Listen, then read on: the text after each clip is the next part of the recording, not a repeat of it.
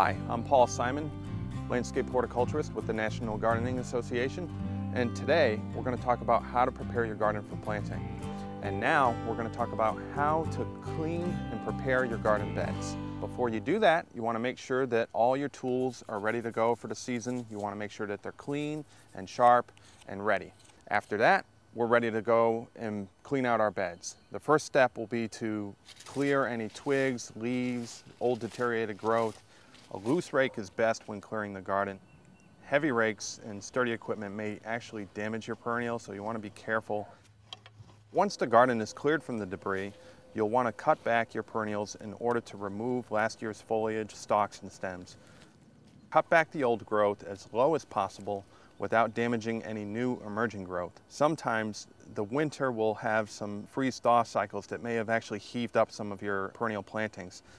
Get back in the habit of weeding. Tackling those weeds now in the early spring before they compete with your perennials is a good idea.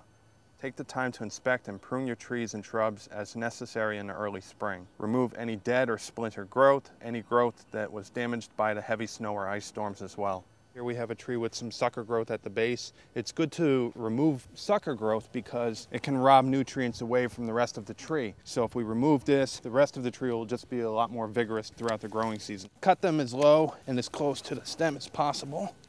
Sort all the debris and add to your compost pile as need be. The other thing to consider is an application of dormant oil spray.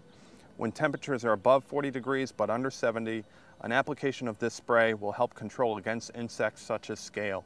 Trees prone to these types of pests include fruit trees, magnolias, crabapples, and euonymus shrubs. Okay, that's how you clean up your garden beds. Up next, I'll show you how to inspect your garden soil conditions.